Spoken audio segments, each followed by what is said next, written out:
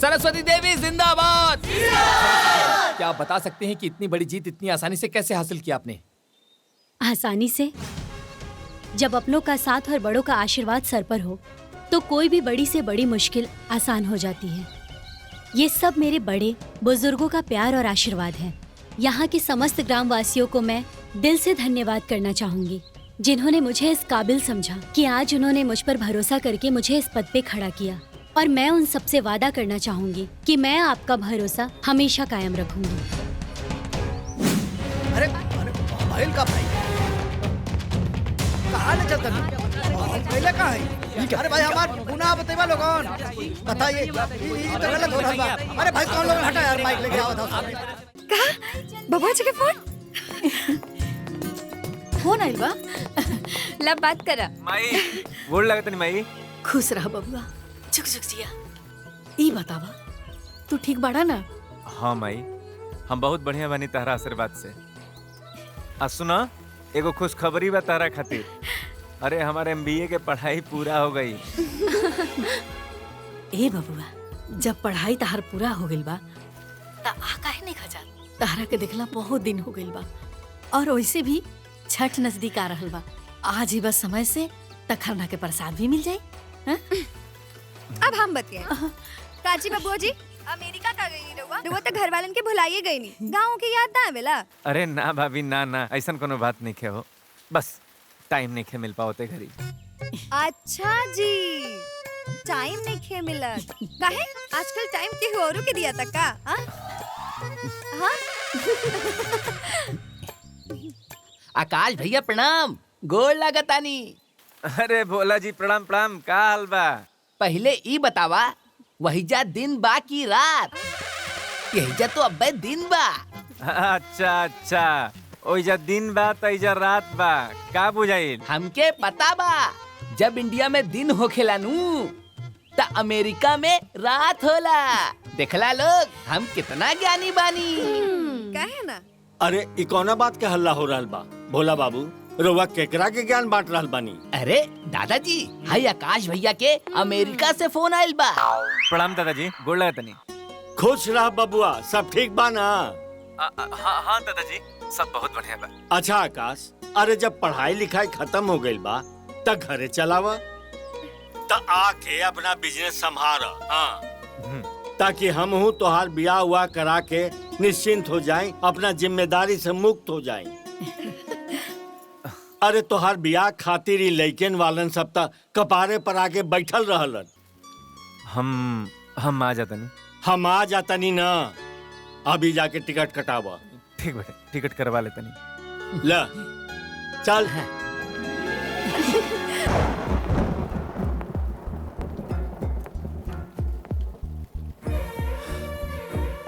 अब का हुई? आई थिंक तोहरा के दादाजी से हमने की शादी के बाद बता देवे के चाहिए। पता ना वो लोग हमने के अपने ही की ना। सुना ना आकाश, हम तोहर घर वालन से बात करब, काहे कि ये बात कोनो साधारण बात तो नहीं खे। हाँ सरस्वती, इस साधारण बात तो नहीं खे, लेकिन तू चिंता मत कर ले।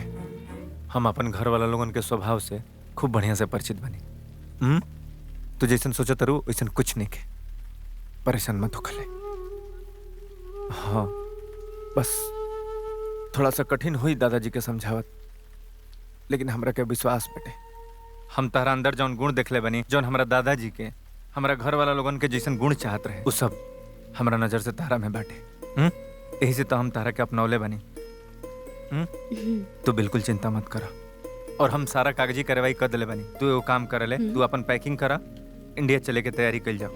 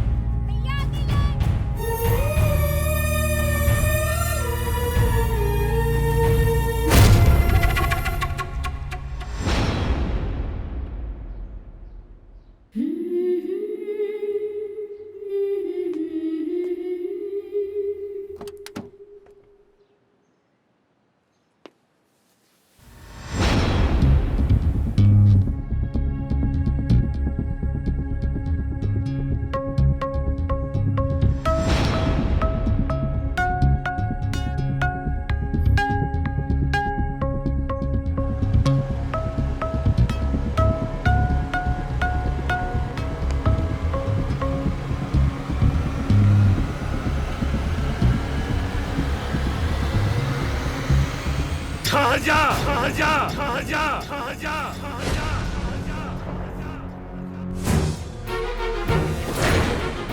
हम तोहरा के अमेरिका पढ़ाई खातिर भेजले रही, यही बात और पढ़ाई जौन काम आज तक पूरा खानदान में ना भइल वो काम तू कर देला, इज्जत माटी में मिला देला।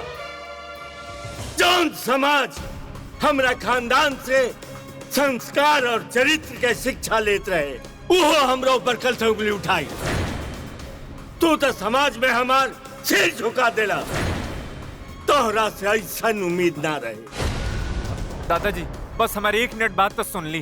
अब कहे सुने के का बच गई बात।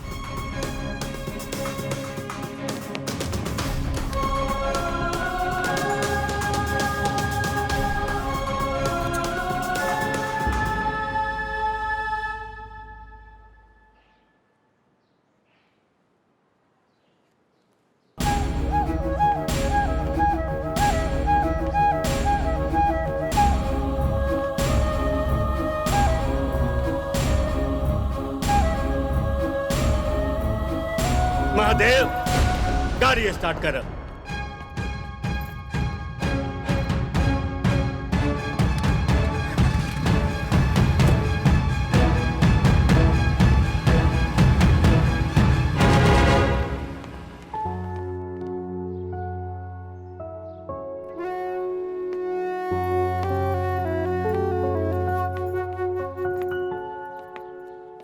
ये हमारा माई है।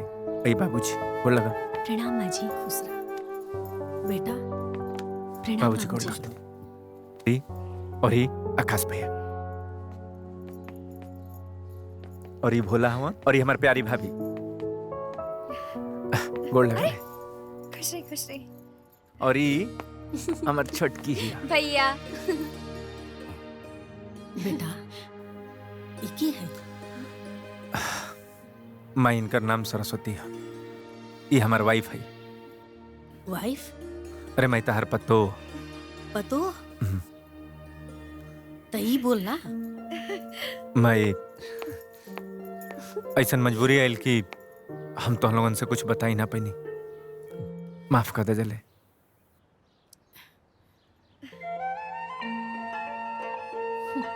चला भैया जौन भी भइल भाभी बड़ी नीक बाड़ी। अरे वो सब अरे पहले बहुरिया के अंदर चले जा।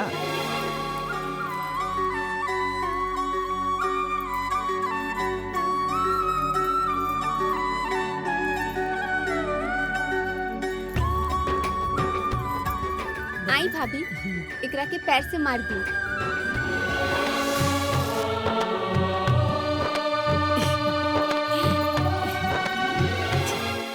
ए बहनी आकाश न अमेरिका से बियाह करके बहू ले आइल बा। ये का कहा ताड़ू चंपा? अकसवा अमेरिका से लड़की लेके आइल बा? ना ना ना ना ना ई तोहरा के कोनो गलत समाचार मिलल बा। ना बहनी ई बात 100% सही बा। ई बात आपन तक रखिया, हमके देर होता हम जाता नहीं। ई बात हमरे तक ही रही, हम कहा जाता नहीं केहू से कहे खातिर। वैसे भी जे जैसन करी ते कैसन भरी। तू जा निश्चिंत होके जा। हाँ।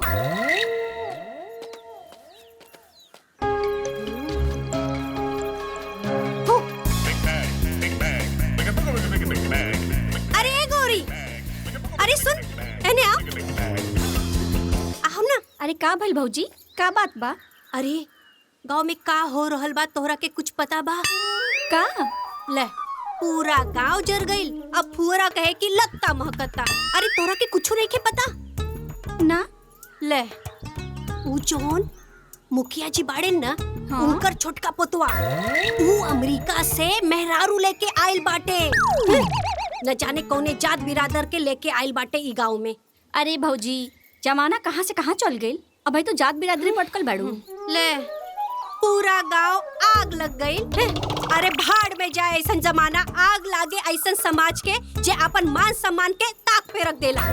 जा तू जा अपन काम कर। लागत हमरा के इस समाचार पूरा गांव के देवे के पड़ी। ए चाची सुना सुना तनी।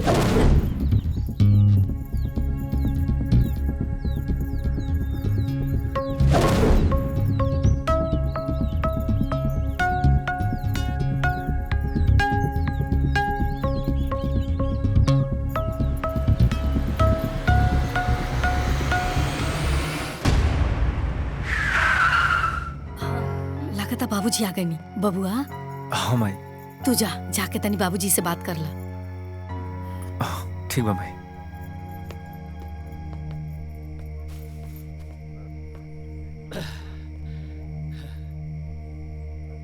दादाजी, दादाजी हमरा के माफ कर दी। हमसे बहुत बड़ गलती हो गई। हम खूब बढ़िया से जानते नहीं दादाजी कि जौन गलती के लिए बनी वो माफी के लायक नहीं के। ये आपके वसूल ये परिवार के संस्कार के खिलाफ बटे। लेकिन हम आपके विश्वास दिलाते हैं दादाजी जी, विश्वास दिलाते नहीं कि सरस्वती आपके सोच के एकदम प्रतिकूल रहेगा। कहा करती दादाजी, कई बार बतावल चाहनी, कई बार हिम्मत जुटाई बतावे खातिर। अरे हमरो कोनो मजबूरी रहे ना बता पाऊनी। ऐसा तो हर काम मजबूरी रहे कि तू ये बात अपना परिवार से छिपा लेला। दादाजी जब हम सरस्वती से पहला बार मिलनी, उनकरा के जननी, उनकर अंदर जौन गुण रहे हमरा ये बुझाइल कि हमारा दादाजी के बहुत पसंद आई, बहुत बढ़िया लगी। उनकर माई बाबूजी लोग भी तरह से बतियावल चाहत रहलन, लेकिन अचानक एक्सीडेंट हो गई।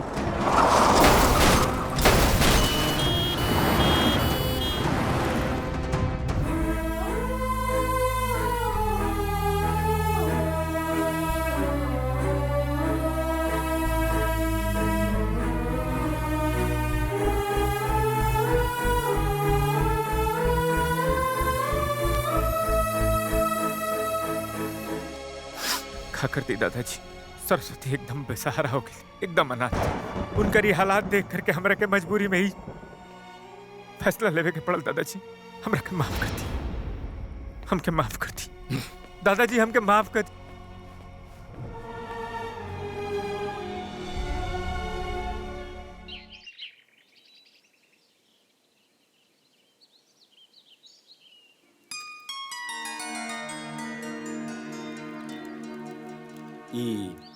सवेरे सवेरे पूजा के कैलाश, हम तो अभी पूजा करे आ रहल बानी।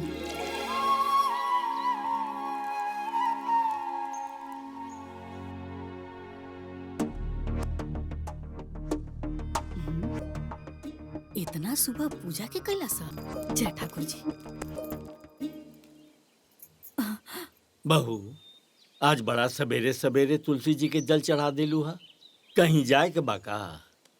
ना बाबूजी, हमारा नहीं के पता, हम तो अभी जाता नहीं पूजा करे।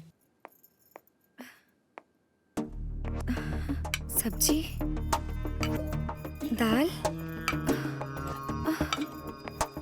रोटी, खीर और खाना कहीं बनेला सा? इतना सुबह कैला सके? हम जाना तानी ई के कैले बा। के कैले बा?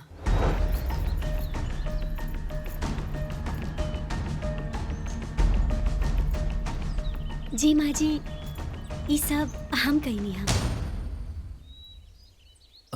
उ का है ना, यहाँ के परंपरा के हिसाब से आज हमार चूल्हा छुआई के रस्म बाना, तो हम सोचनी कि हम खुद ही ये पूरा रस्म कर दी।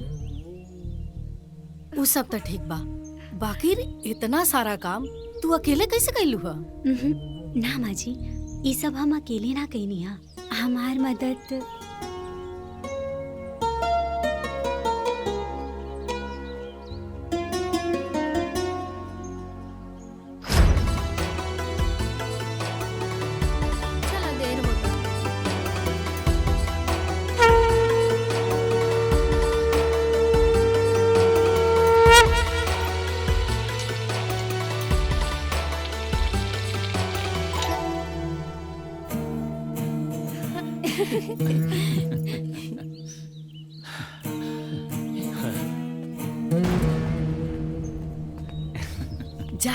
जाके दादाजी के मनावा।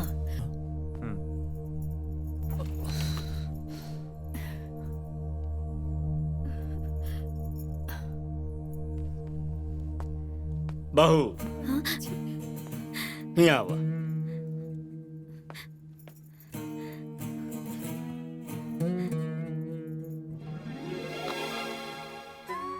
ये तोहार ददिया सास के दिहल हार है, एके उनका आशीर्वाद समझ के पहन लिया। तोहार चूल्हा छुआवन के ई उपहार ला। थैंक यू दादाजी। खुश रह।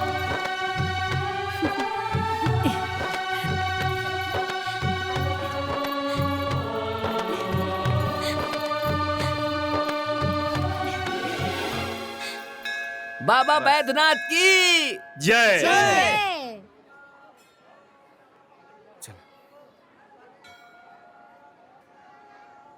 राम राम राम मुखिया राम। जी। का हो भृगु, का हाल बा? ठीक बा, बिटिया के ब्याह रहे तो शादी के कार्ड चढ़ावे आल रहनी हम मंदिर में।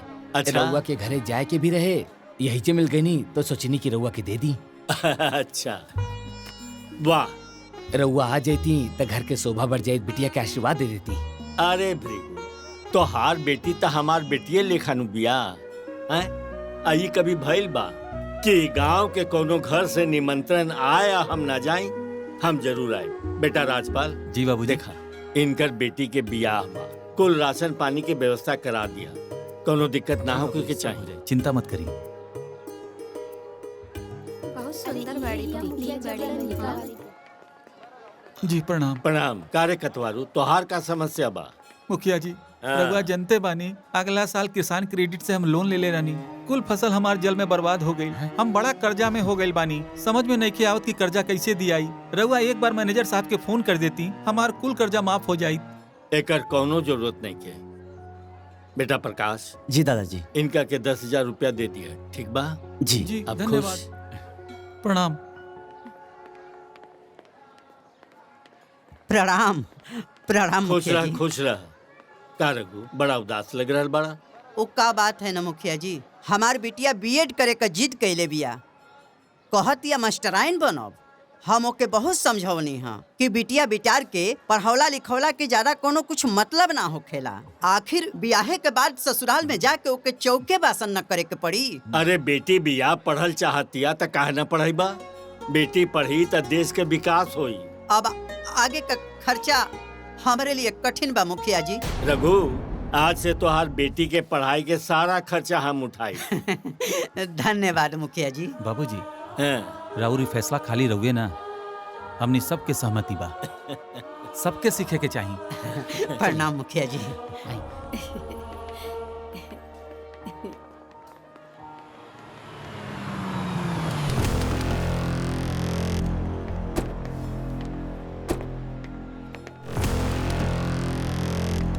कहो, मुखिया जी का अमेरिका वाली बहुरिया ये है? हाँ हाँ जीजा जी। वो बिना हरदी अमाड़ो के। वाह वाह, मुखिया जी तो पूरा गांव में बड़ा संस्कार बांटेले। अपना पोता के घंटा कोनो संस्कार ना दहलन। हाँ? ये कहल जाला चिराग तले अंधेरा। अरे जीजा जी, ई बार है मसाला लेके चुनाव में काम आ जाई। अरे भैया, यही बात के मुद्दा उठा के इनका चुनाव में धूल चटा देवे के बा। वैसे भी पूरे गांव जवार में यह चर्चा बा कि अब की हमने चुनाव बम्पर वोट से जीतत बड़ी। और का? देवर जी ना एकदम साचो कहत बाड़े। वैसे भी रउआ 30 साल से तहरते बानी। ए बार ना रउआ चुनाव में जीत जाइब ना त हमार 30 साल के सपना पूरा हो जाई। ही मेहरारू जब बोली तो कुफारे बोली। अरे भाई, क्या जरूरत रहे बोलेगी कि हम 30 साल से हारत हई? तो चिंता मत करा, भूल मती। ये मेरी साला चुनाव हम जीतो, आयन के पटकनी देहब, इनके औकात दिखाई, वो चाहे जैसे साम दाम दंड भेद कुल लगाई। हाँ। माई देखा है, कुछ छूटल तो ना हो? सब लिख दिलू नो। हाँ। ए भोला भोला। हाँ माई, खेने आव। बस आवतानी। बताई। हाय देखा, हाय सामान के लिस्ट तैयार हो गइल बा। और एको सामान छूटे के ना चाहिए। अरे माई, एको गो सामान ना छूटी।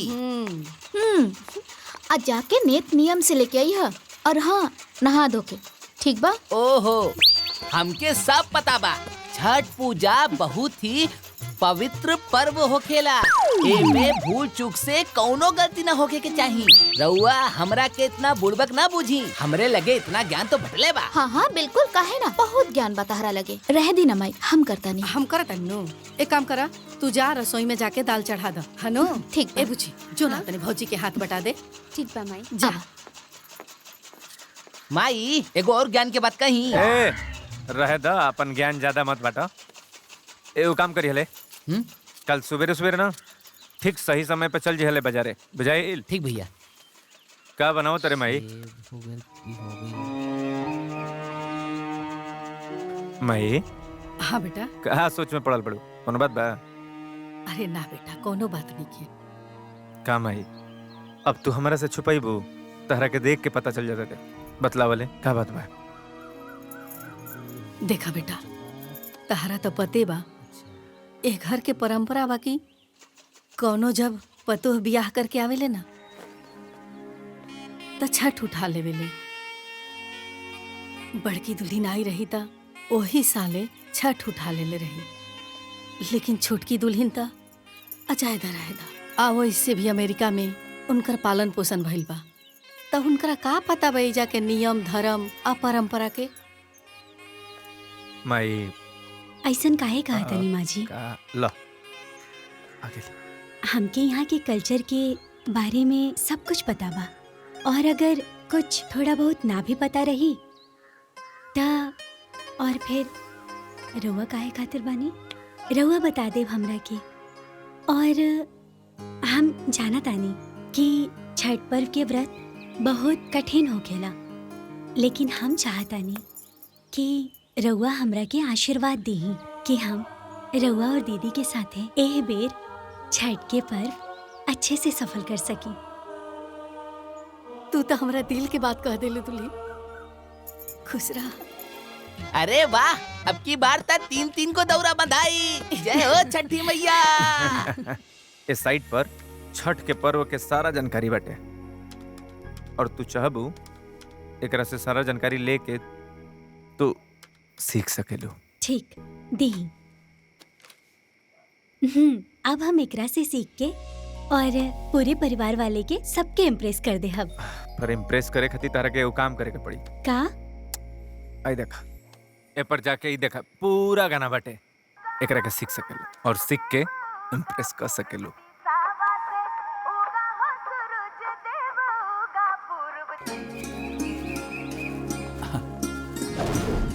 आराम से आराम से। औरो बा लावता लो। चला चला जल्दी करा। सब कुछ ठीक बा ना?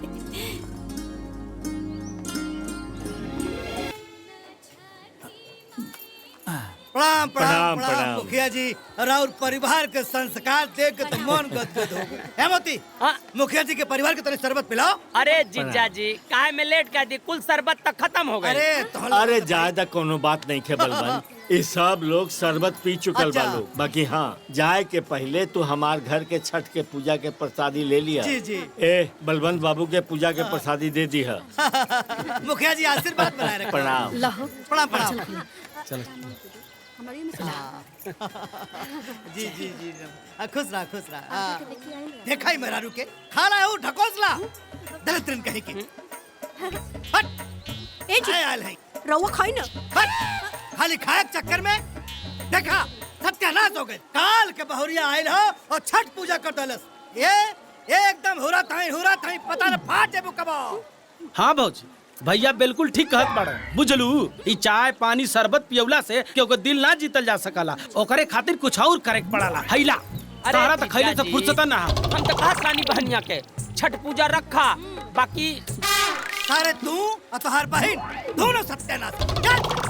ला खा चल।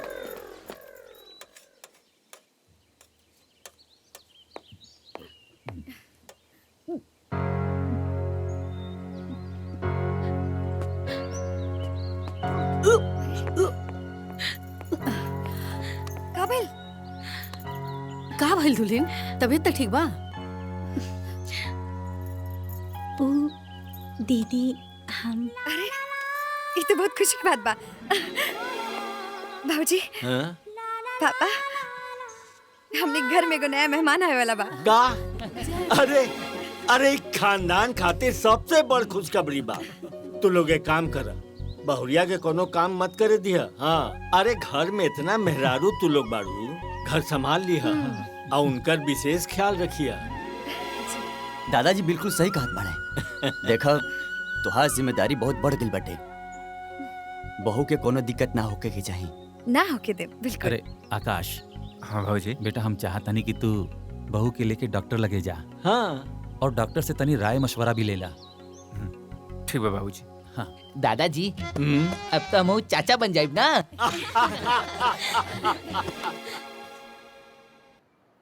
आज दिन भर कमैया, राती भर मार लिया।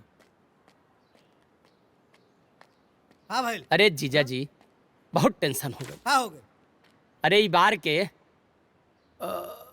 प्रधानी के सीट महिला आरक्षित हो। महिला आरक्षित हो गई और वो कम से कम बीए पास हुए ठीक है। अरे बाप बीए पास? ऐसे तो हमनी का 5 साल का कई मेहनत बर्बाद हो जाए। लगती है बा। ऐसे कैसे बेकार हो जाए? है? इस बार के चुनाव दीदिया लड़े। वैसे भी दीदिया तो बीए पास ही बा, बाकी कैसे पास बा वो रउआ से ज्यादा के जान सकेला।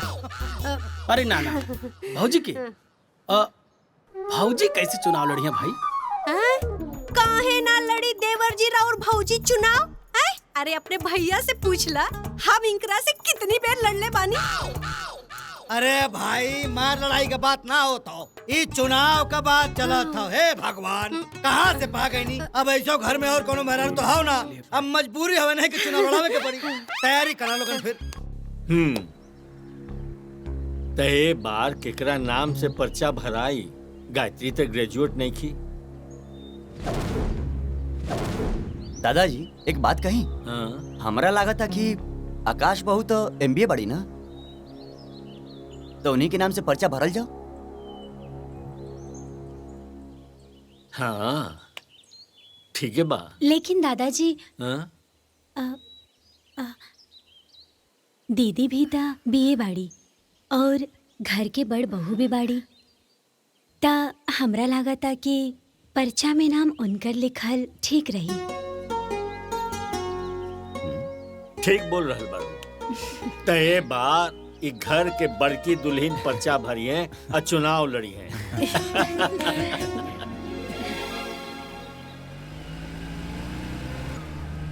आज सूरज पूरब की जगह पश्चिम से उगा था। वो देखा क्या हुआ था? ये तो बलवंत सिंह था। अरे तब बेमतलब के अपन बुखारो ना दिलन, जरूर कोनो मतलब है। प्रणाम मुखिया जी।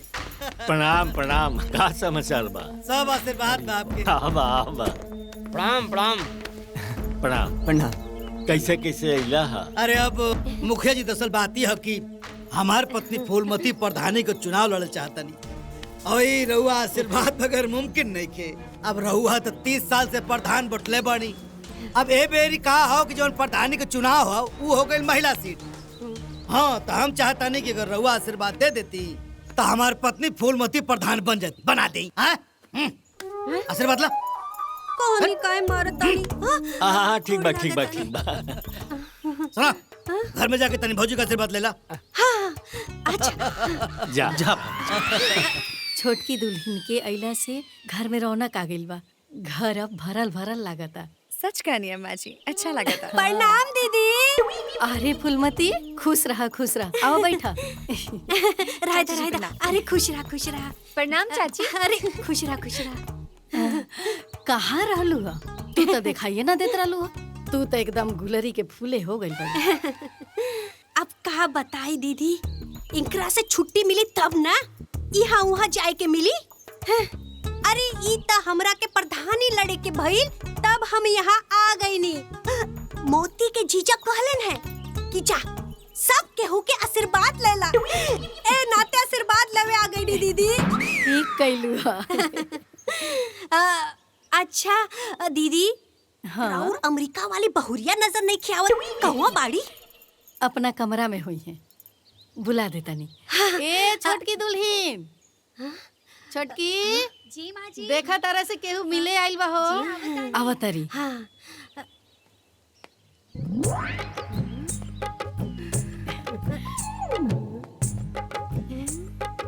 चाची के पैर छूला। गुड खुश रह खुश रह।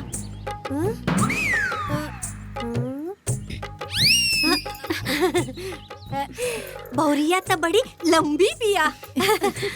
ए बहुरिया, अमेरिका में सब केहू लंबे लंबे होला का? हमरा मोती खातिर भी ऐसे ही बहुरिया खोजिया तबे निमन रही। अच्छा ए दीदी, सब केहू याद रखिया हा ओटी खातिर और अपन आशीर्वाद बनाए रखिया दीदी। हाँ? अच्छा हम जाता नहीं। प्रणाम प्रणाम चाची। खुश रह खुश रह। अरे खुश रह खुश रह। रवा लोग चाहते भन भना के निकल जाए। आ गेलू। हाँ। मुखिया जी बस आशीर्वाद बनाए रखब। प्रणाम प्रणाम। तनी देखिया ध्यान रखिया लोगन। हाँ अब आओ। चला चला चला। आवा लोग। हाँ आवा घुस। हाय देखा देखा सारा बा। ए देख देख फोन लगाओ, तुम्हार भाई अब ले आइल ना। फोन क्या लगाई भैया भाभी आगे लन जा। बबुआ डॉक्टर का कहलस हो? माई हाँ बहुत खुशी की बात बा। निर्मला भी एगो खुशखबरी बा। का तेरा मतलब भैया? अरे अब तो खाली पापा ना, चाचा बने वाला भी बड़ा। बात कर तो रहा। जियत रह। ए माई मान तेरे ना कि हम कितना लकी ए चुप, तू का लकी बड़ा? लकी तो भैया हमार पतो सरस्वती कि जेकर गोड़ हमार घरे में पड़ल तबे से तो शुभ ही शुभ होता। धन्य हो प्रभु, हमरा के ऐसा मौका देला कि एक साथ दू को पोता खिलाई। एगो हे कांधे पे एगो हे कांधे पे। बुझाइल नु? बुझा गइल बुझा गइल। अब सुना लो, अब ना हमार दोनों पतोह के गोद भराई हम एके दिन एके साथ करब। ये सही रहेगा। अरे ये तो बहुत बड़ खुशखबरी बा। हम जा तानी दादाजी के बतावे।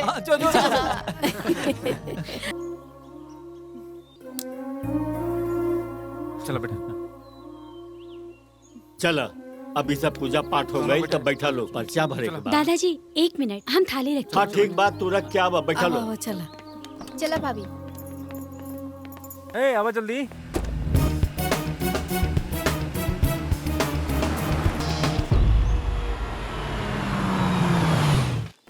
बलवंत सिंह! बलवंत सिंह! बलवंत सिंह! फूलमती देवी! फूलमती देवी! बलवंत सिंह! बलवंत सिंह! अरे क्या करता है? बलवंत सिंह! तोहन लोगन के जुनून देख के हमारा विश्वास हो गइल कि हम जीत गए नहीं। हम जीत रहल बानी। वाह ठीक बा। अब फूलमती जी के अंदर लेके जाता नामांकन करे। आप लोग शांति बनाए रखी, अपन जलवा इसे बरकरार रखी। ठीक बा, धन्यवाद। हर हर महादेव। हर हर महादेव।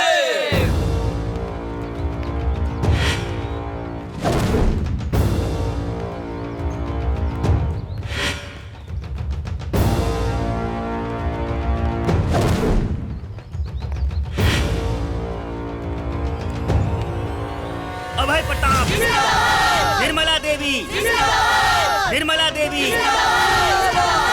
निर्मला देवी, मुखिया जी!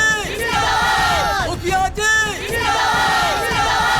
अभय प्रताप, निर्मला देवी। सर एक मिनट, ये 2000 ना? मैम यहाँ अंगूठा लगा दीजिए। लगाओ। ए जी, इनकरा के बताई ना कि हम अंगूठा ना लगाए, हम तो बीए पास पानी। सीधा साइन करब। पूरे दुनिया का पता तू बीए पास बाड़ू। हाँ। आय कर था। यहाँ अंगूठा लगाए जरूरी हो। अंगूठा लगाओ। साहब ये बताई कि हमार चुनाव चिन्ह का बा? आपका चुनाव चिन्ह बेलन है। बेलन? अरे ये तो हमार पसंदीदा बा। वाह, खुश हो गई नहीं। चला। Thank you sir, thank you. Welcome. Balwant Singh! Phoolmati Devi! Balwant Singh! Balwant Singh! आप लोगों के प्यार मोहब्बत देख के करेजा गदगद हो गई। हमारा पूरा विश्वास हो गई कि हम चुनाव जीत जाब। अब अपने अपने लेवल पे क्षेत्र में लग जा लोगन, और किसी भी कीमत पे हमनी के मिले चाहे जीत हमनी की हो गई। हाँ। बलवंत भैया तू चिंता मत करा, तारे इलेक्शन में चाल लड़ा दे। बलवंत भैया! ए जी, हर बेर तक कहेलन हो जाई पैसा लेके चल जाले ऑटो की और के दे देवे। चुप रह महाराज, फालतू मत बोला। ये बार ऐसे ना होई। ए मेरी पुख्ता इंतजाम होई। रवा लोग हमरे साथे बानी लो। बलवंत भैया, बलवंत भैया, बलवंत भैया, फूलमती देवी। बाबूजी, हम चाहत रही कि छोटकी दुल्हन के अपना माई से मिलवा दी। बड़की दुल्हन तो हमारा माई से मिलिए ले बाड़ी, त छोटकी भी हमारा माई से मिल लेती त ननिया सास के साड़ी पहनावे के रस्म भी पूरा हो जाई। अरे तो इमे कहे के का बात बा? तू काल आकाश के या दुल्हन के लेके नहीं है चल जा। दादाजी हम का कहत रहनी है? काल जाइल तो संभव नहीं है। एक खातिर के चुनाव सर पर बटे आ काम भी बहुत ज्यादा बा। आकाश बिल्कुल ठीक कहा था। चुनाव के टाइम में केहू के गल संभव नहीं है। अरे ये इतना कहे वाला कौन बात बा? हम बिहने भोला के बोल के भेज दे है। माई भैया नहीं खन जात तो हम चलब तोरा साथे। नानी से मिलना भी बहुत दिन हो गइल बा। ठीक बा, चलिए तू जैसन रहुआ सबके मर्जी।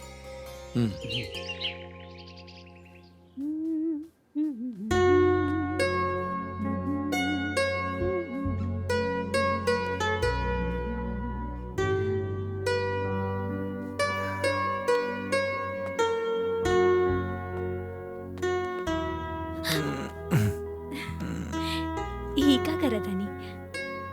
हम तारा के प्यार करतनी। अच्छा, तू कितना खूबसूरत लगत रहो, बहुत सुंदर। अच्छा मतलब हम आज ही खूबसूरत लाग रहल बानी? अरे रोज ना लागे नी का? न, हमार मतलब ये नहीं है तू हमरा के रोज सुंदर लगेलू, लेकिन आज कुछ ज्यादा लगत रहो। हम सब जानतानी शादी के बाद पहली बार हम रुआ से दूर जातानी, यही से हमरा के मक्खन लगावतानी। बात तो तू सही कहत रहो, लेकिन सच बतलाई अगर हमार बस चलित ना तारा के हम अपना आँखी से एक मिनट खातिर भी, एक क्षण खातिर भी दूर ना होके देती, बुझाई? हम भी रुआ से एक पल भी दूर नहीं रहल चाहत, काहे कि रुआ में हमार जान बसेला। अगर ये जान चल जाई तब? अरे ऐसन बात ना बोले के चाहिए। भगवान ना करे रुआ की कुछ हो जाए। अच्छा ठीक बा हम मजाक करत रहनी। ताकि एगो बात बताई का? अब तू ना अकेले नहीं खो, अब तू दूगो हो गइल बड़ो, कहे कि अपन ख्याल रखे के पड़ी।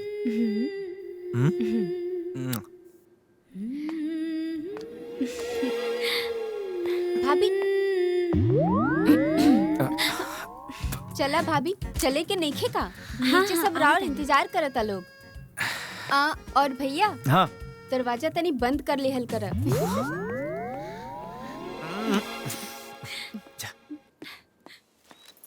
मम्मी जी, हाँ साड़ी कपड़ा सब कुछ हम गाड़ी में रखवा देले बानी, बस रुआ आराम से जाए। ठीक बा? ठीक बा। सदा सुहागन रहा है ना जी। हाँ माई भाभी आवतारी। हाँ ठीक। और सुना, हाँ भोलवा घर पे ना रही, ऐसे सही सांझ दरवाजा बंद कर लिया। ठीक से रहिया, हमरा चिंता लगा रही। ना माँ जी चिंता मत करी, हम बंद कर ले। ठीक बा। जी माँ जी। चला हो। अरे ना ना ना ना, सदा सुहागन रहा, खुश रहा। इतने दिन में तरह से ऐसा दिल लागल बा, ऐसा बुझाता कि कौनो जन्म में हमने के बहन रहनी जा। हमरो भी ऐसा नहीं लागेला। अरे भाई सब बतिया तू लोग ऐजे बतिया लेबू कि कुछ ओइजा खातिर भी छोड़बू। जी बाबूजी। अपन जोन विपक्षी बानू ओके इतना हल्का में मत लिया बेटा। खुश रहा खुश रहा खुश रहा, ठीक से जइहा लोग। हाँ। चला। काहे कि वो लोग चुनाव जीते खातिर कोई भी पैतरा आजमा सकेले। हाँ ठीक ही कह रहा है। अरे जाई जाई, लेट हो जाए जाए। नानी घरे पहुंच के फोन कर दिया और लौटत समय मामा के बोल के धनी राम की इमरती 2 किलो बंधवाई लिया। भैया 2 किलो मिठाई में का हुई? तू ही बताओ, इतना बड़ परिवार बटे, माई तू 5 किलो लिए है। अरे बैठे जा। आराम से जइहा। हाँ भाई, अरे खाली हम ही आई कि तू आईबा अपना जीजा जी से मिले। ए दीदिया, तारा तो पता बा ना कि हमार काम कैसन बा। अब तो इहो मालूम बा कि माइयो के बीजा हो गइल बा और ललिता के भी बीजा होइए गइल बा। अब साल भर बादे इंडिया आवे के मौका लागी और तबे तारा से भेंट होई। मामा, हाँ अब की अइहा तो हमरा खातिर एगो नया मोबाइल ले अइहा। अरे काहे ना हमार भगनी, तारा खातिर एकदम नया मोबाइल लेके आई बबकी। अरे मामा, हमरा खातिर का लइबा? अरे भोला, तारो खातिर कुछ ना कुछ लेके आई। अरे दुल्हन आ गेली, आवा दुल्हन आवा। दूधो नहा पूतो फला। ए बेटा, जैसन नाम वैसने गुण बा तहरा में। तहरा के देख के हमार करेजा जुड़ा गई। ठीक बा माई, चल तानी, तू अपन ख्याल रखिया। अच्छा से रहिया। चल आवा।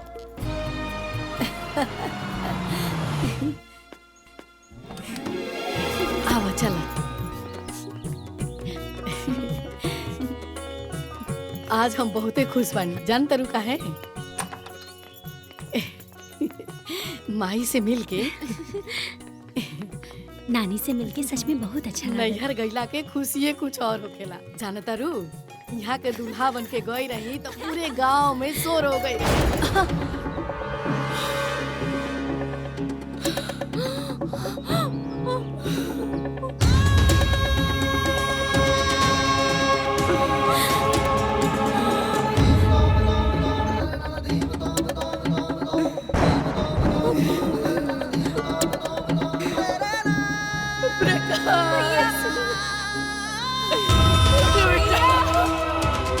भैया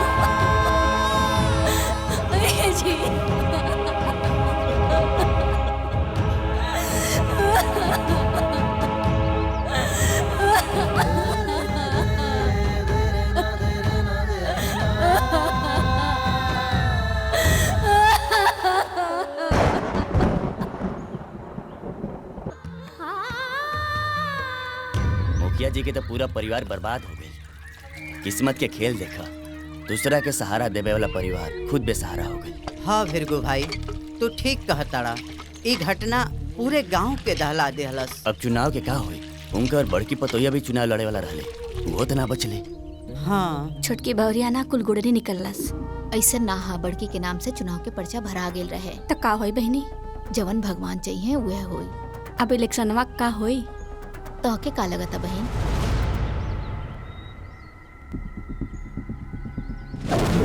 हेलो नमस्कार, मैं हूँ एनटीसी समाचार से रानी और हम पहुँच चुके हैं जौनपुर के शेरवा गांव में, जहाँ एक ही परिवार के 5 सदस्य की निर्मम हत्या कर दी गई है। और जब ये हत्या हो रही थी तब पूरे गांव वाले कहा थे बिहार में हत्यारों ने घटना को अंजाम देते हुए परिवार के 5 लोगों को मौत के घाट उतार दिया। इस मामले में पुलिस ने तहकीकात की है, लेकिन अभी तक पुलिस के हाथ कोई सबूत नहीं लगा है। क्या कारण है? आखिर कौन कर सकता है और क्यों किया है? फूलमती प्रधानिन बनिएगा हाँ दीदी, आप तो तोहार जीत एकदम तय बा। काहे से कि तोहरा सामने अब केहू लड़े वाला बचला ही नहीं थे। एकदम घुसगो बड़ा का। अब भौजी के लड़े के जरूरत ही नहीं थे। अरे ये तो निर्विरोध हो गई नी ना।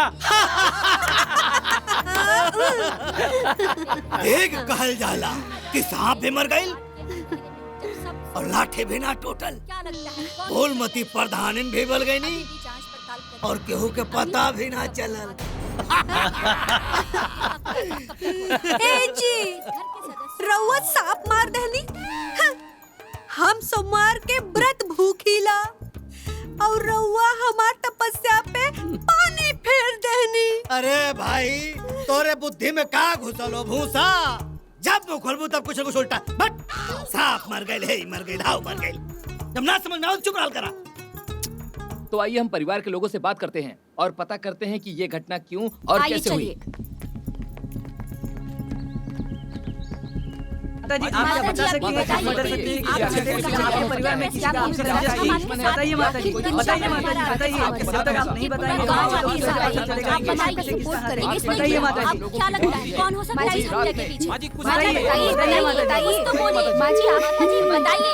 आप बिल्कुल डरिए मत, बताइए किसने किया। हम आपके साथ हैं। कुछ तो बोलिए, कुछ तो जवाब दीजिए। बोलिए माता जी, माता जी बोलिए, बोलिए माता जी, हम आपके साथ हैं। क्या इसका अंदेशा आपको पहले से था? कहीं ऐसा नहीं है चुनाव की वजह से हुआ हो? कहिए माता जी।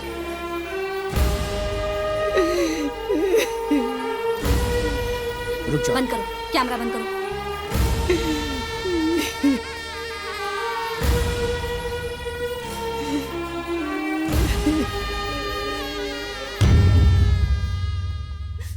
रुकिए रुकिए रुकिए रुकिए रुकिए।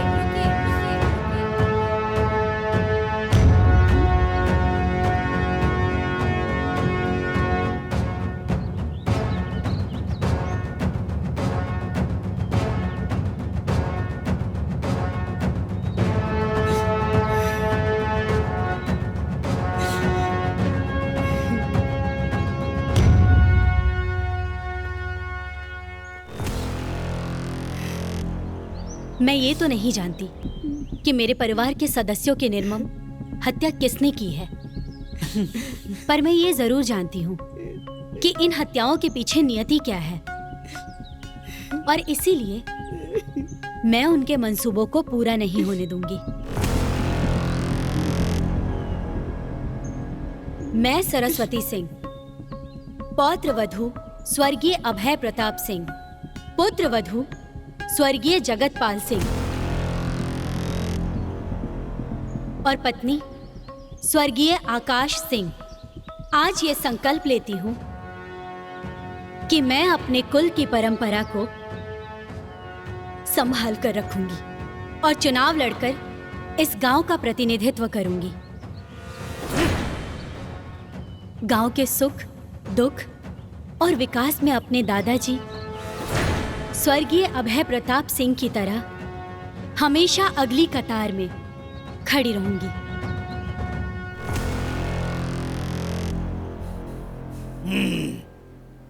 लागत है कि परिवार के 5 लोगन के हत्या के बाद एकर दिमाग फ्यूज हो गए। एकरा इहो नहीं खे पता कि चुनाव लड़े खातिर नामांकन भी करे के पड़ेला।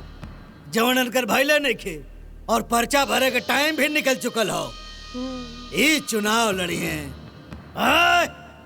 निकोटे खातिर नाखून होके के चाहिए। तोरा हाथ में नाखून नहीं के। ए जी, सरस्वतिया के हाथ में नाखून नहीं खे का? चुप! मुंह मत खोलिए। पागल ससुर। लेकिन आप चुनाव कैसे लड़ेंगी? नामांकन तो आपका हुआ नहीं है। नामांकन तो आपके जेठानी के नाम पे हुआ था, जो कि अब इस दुनिया में नहीं है। तो फिर आप चुनाव कैसे लड़ेंगी? सही कह रहे हैं, जेठानी नहीं है, पर मैं तो हूं। शायद आप लोगों को पता नहीं होगा, नामांकन मेरा भी हुआ है। अच्छा दादाजी, हाँ एगो बात कहे के बा। हाँ बोला। रउआ ना एगो पर्चा हमरा नाम से भी भर दी ही।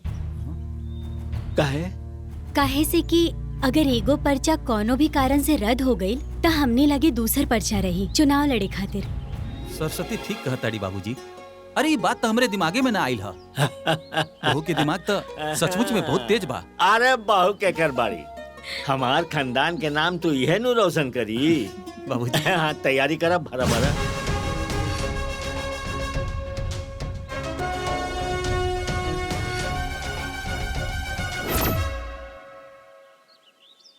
तब तो आप चुनाव लड़ सकती हैं। जी हाँ, जरूर मैं लड़ूंगी और मेरा चुनाव चिन्ह रहेगा किताब।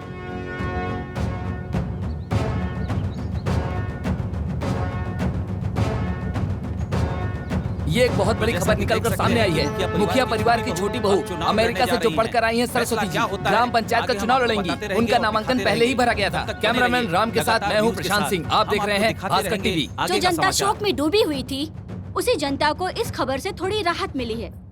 भीमा जी भैया। कमर कस ले लोग। ये मेरी चुनाव कौनो भी कीमत पे अपना हाथ से निकले के ना चाहिए। कौनो भी कीमत पे कुछ भी करे के पड़े, चुनाव हर हाल में जीते के ही बा। अगर इनका चुनाव चिन्ह किताब हो तो किताब ताक पे रखा रह जाएगा चाहिए। आप चिंता ना करी भैया, हम बानी ना। रहुआ टेंशन मत ली, हमनी के ना साफ संभाल लिया जाई। प्रधान तो हमार दीदी ही बनी, चाहे निर्विरोध और चाहे जीत के। सुनतनी मुखिया का पतो चुनाव लड़ा तड़ी। अरे वो अकेले कहाँ जाइए वोट मांगे? मुखिया जी होकता तो संभाल लेता। अरे ऐसन कोनो बात ना है, बहुरिया तो पढ़ल लिखल बाड़ी, वो विदेश से सब संभाल ली है। घर में इतना बड़ा कांड हो गई और उनके चुनाव की पड़ल बा। हमके तो लागत उनका गोड़वे ठीक नहीं खे। पता ना गांव के का हुई। मुखिया जी के नतवन बाड़ी, उनकर तेवर और संस्कार मुखिया जैसे नहीं बा। गांव के हित में उनके मुखिया बनावे में ही ठीक रही। हमरा के लगा था कि बलवंत भैया ही विकास कर सकेले भाग दौड़ करके। का कहता कोरा के ताटी और गांव रखवार। गांव का विकास होकी का ना होकी, लेकिन गांव के पतन तो होबे करी। ठीक कहा तारा। सरस्वती के जितावे में हमार सबके गांव के और हमार भलाई बा।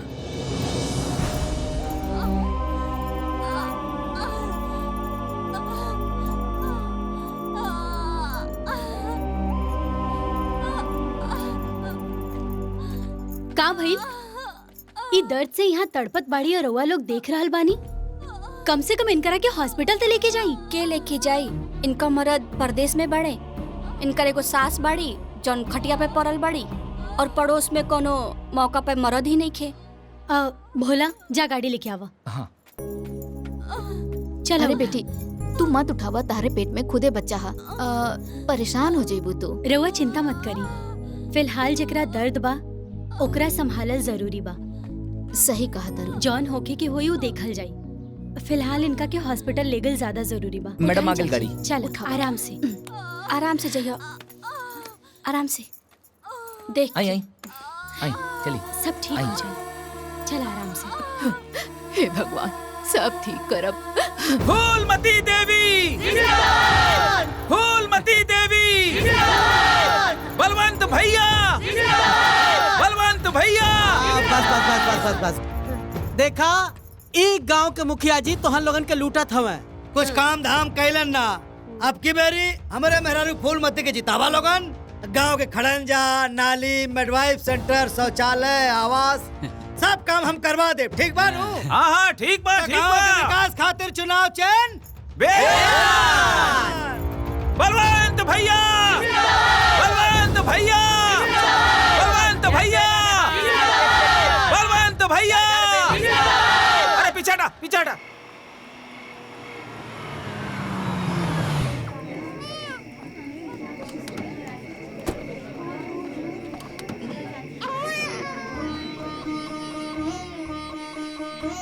इला चाची तो के पोता भइल बा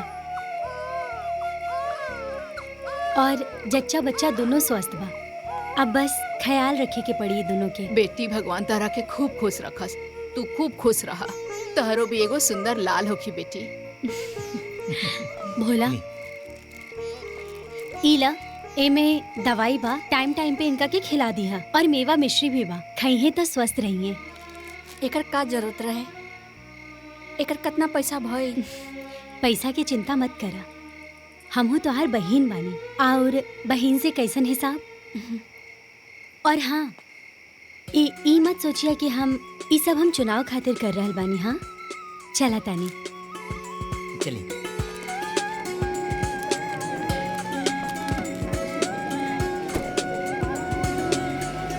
प्रधानी चुनाव के लिए गांव में बहुत ही गर्मागर्मी चल रही है। दोनों पक्ष अपने अपने तरीके से प्रचार प्रसार में लगे हुए हैं।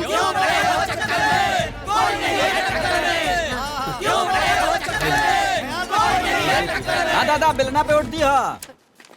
सरस्वती दीदी, चाची हाँ? किताब पे वोट दी है। किताब पे वोट दी है। बोला का भइल? हमार नाम चंपा हो। हमार आदमी शहर में एगो कपड़ा के दुकान में काम करेले। सवेरे चल जाले, राती के देर से आवेले। ओकरा से घर का खर्चा चलावल मुश्किल हो गइल बा।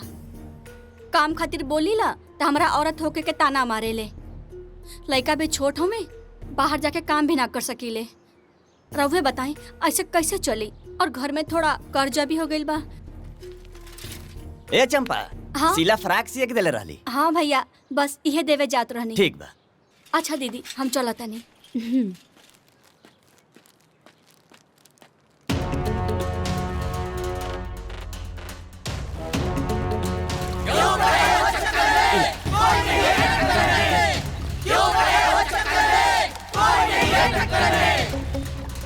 हम खाना बनावे के अलावा और का कर सकीला मैडम?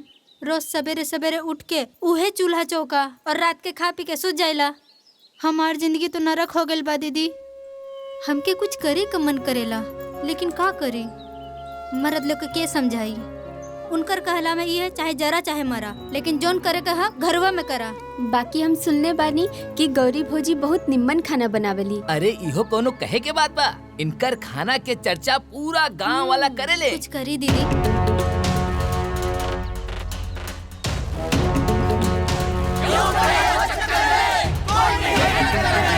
फूलमती देवी, फूलमती देवी।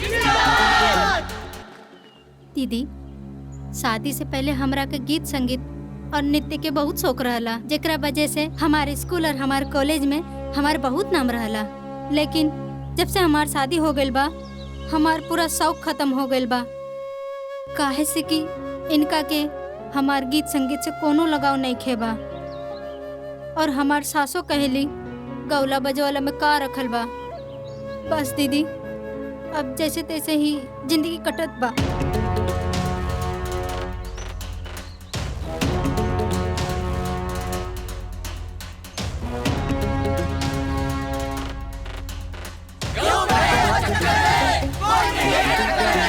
फूलमती देवी, फूलमती देवी। तोरा तनिको लाशरम बाकी ना रे? जब देखा तब मोबाइल में घुसल रहेलू। मोबाइल तरह के खाए पिए के थी का? भाई के तो पियला से फुर्सते नहीं खे। कितना बार कहिला कि 2 अक्षर पढ़ लिख ला, लेकिन दिमाग में तो घुसे वाला बा नहीं। का भइल? काहे डाटा तरु एकरा के? देखी ना, ई दिन भर मोबाइल में घुसल रहेले। मैडम, माई के समझाई ना, आजकल के पढ़ाई मोबाइल पे होखेला। मैडम, हमरा यूट्यूबर बने की बा। कुसुम सही कहती है रधिया। देखा, अब समय बदल गइल बा। वैसे भी जेकरा जे करे के बा वो करे से कभी भी ना रोके के चाहिए, बशर्ते वो गलत काम ना होखे।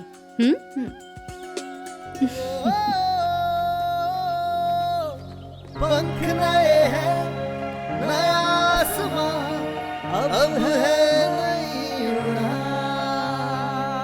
सभे आज जे यहाँ मौजूद है उस सब लोगन के हम प्रणाम करतानी। आज हमनी सभे जानतानी कि औरत मर्द से कंधा मिला के चलतारी। औरत और मर्द में कोनो फर्क नहीं खे रह गई, लेकिन ये बात हमने के गांव के मर्दन के समझावे वाला बा। दरअसल वो जाने ले सब, बस समझल और मानल ना चाहेले। कोनो बात ना, आज ये गांव के कोई भी औरत खुद के कमजोर ना समझे। बिल्कुल समय बदल चुकल है, साधन बदल चुकल है। फिलहाल में हमने के पास जे भी संसाधन होखे हमने के ओही से शुरू करे के चाहिए। देखी समस्या कहाँ नहीं खे, हर जगह समस्या बा, लेकिन जहाँ समस्या रहेला ओही जे ओकर समाधान भी रहेला साथ में। सबसे पहले हमने के अपने आप के पहचाने के हुई, हम का हई हमने खुद के बतावे के हुई। त देखी हिम्मत करी, एक कदम आगे बढ़ा। बहुत बढ़िया। चंपा, तोहरा सिलाई कढ़ाई आवेला ना अच्छा से? त तू एगो काम करा ना, गांव के बाकी औरत लोग जिनके सिलाई कढ़ाई में रुचि होखे उनके सिलाई कढ़ाई सिखावा और अपना घर से ही कपड़ा बनावा, खुद के रोजगार चालू करा। जी दीदी। गौरी, तू बहुत अच्छा खाना बनावेलू। तोहरा खाना बनावल पसंद भी है। बहुत से लोग हुई हैं जिनका खाना बनावल पसंद भी है पर शायद अच्छा ना बनावत हुई हैं। ता उनके सिखावा, उस सबके इकट्ठा करा और अपन लघु उद्योग शुरू करा। जैसे अचार, पापड़, मुरब्बा, ये सब घर से ही बनावा। तू बनावा और ओकरा के बाजार में बेच दा। एकदम सही। एमे आप सबके पति भी आपकी मदद करी है। कोकिला, तू तब पढ़ल लिखल हऊ ना? काहे से कि तू पढ़ल लिखल हऊ त तहरा से कुछ उम्मीद जागल है। तू अपन गांव के बच्चन के पढ़ावा, घर से ही ट्यूशन पढ़ावल शुरू करा और साथ ही बच्चन के संगीत सिखावा। ठीक है? हाँ दीदी। कुसुम, तोहरा मोबाइल के बहुत नॉलेज है ना? त एगो काम कर, तू आपन भी चैनल बनावा और बाकी लोग के भी चैनल बनावा और उस सब के तू ही मैनेज करा। सब मिल के आगे बढ़ा।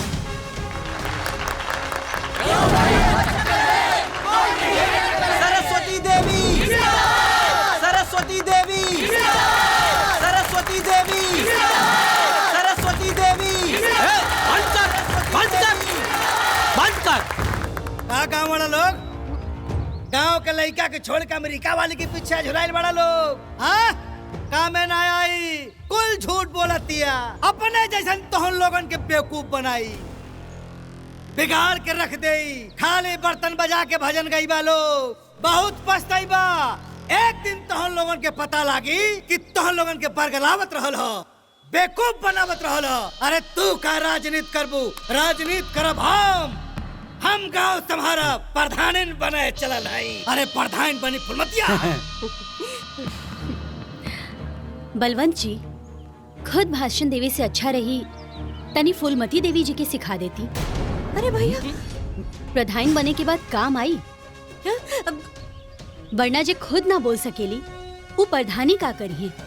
सरस्वती देवी, सरस्वती देवी, सरस्वती देवी, सरस्वती देवी, सरस्वती देवी। बेटी, अरे बैठा बैठा, ला हाई दूध पीला, गरम बा, तार थकान दूर हो जाए। ठीक बा माँ जी, रउआ काहे परेशान होता नहीं, हम खुद ले लेती ना। अरे बेटा, तहरा पेट में बच्चा बा, तहर टाइम से खाइल पियल सब बहुत ही जरूरी बा। तू तो जानते बाड़ू कि ये हमनी के खानदान के आखिरी निशानी बा।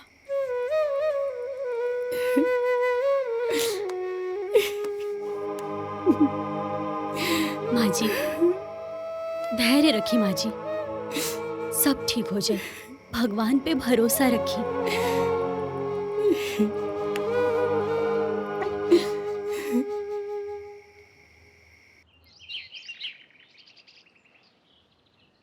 का मोती बड़ा डिंग हाकत रहा कि चुटकी बजा के चुनाव जीत ले। इतना दिन हो गए, कुछ माहौल समझ में नहीं के आवत।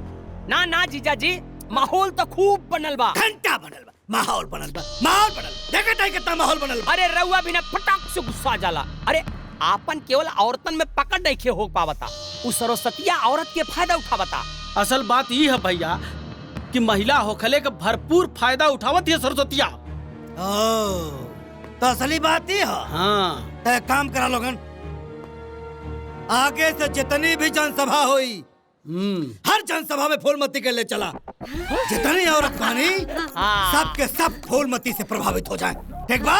वाह भैया वाह, एकदम रौला मचा दी है के। अब देखे कि होई का होता। का हो खदेरू? प्रणाम भैया। बैठिए। और हो नंदलाल? बैठल जा बैठल जा। और बताओ भाई, बढ़िया, तुम लोगन के गांव में सब ठीक ठाक चलत हनु? हाँ हम लोग तो ठीक बानी। आपन बताई भैया जी। आपन का बताई, आपन तो जनता बड़ा नु कि चुनाव में हमार पत्नी फूलमती खड़ी बानी।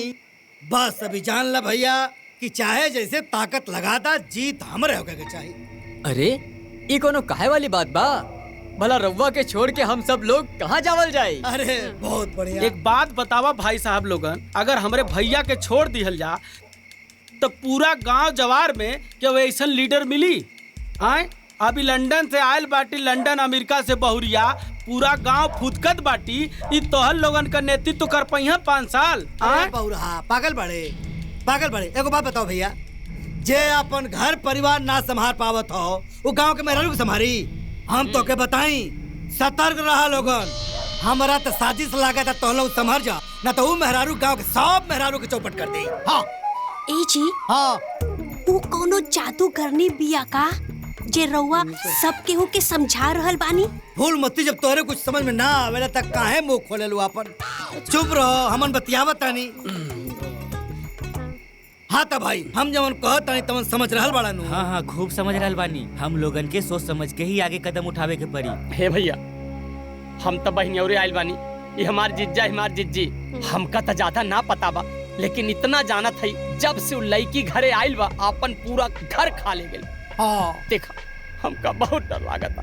अब ओकर नजर जौन में ना पूरा गांव पे पड़ा बा। बचिया भैया, ना तो पूरा गांव वीरान हो जाई। ना ना, हम ही ना होके देव। रउआ निश्चिंत रही, हम लोग बलवंत बाबू के साथे बानी। वाह, जीत इन्हीं के होई। अरे एकदम। तो हम लोगन समझदार हवा, गांव के प्रगति खातिर आपन जिम्मेदारी समझा और चुपचाप सबके समझा दा भैया। ठीक बा? और बाकी कोनो चीज को कमी होई तो हम माने लूं भैया। आराम से, आराम से। जिंदाबाद। पूरा गांव सुन ले, पूरा गांव में माहौल बनाओ।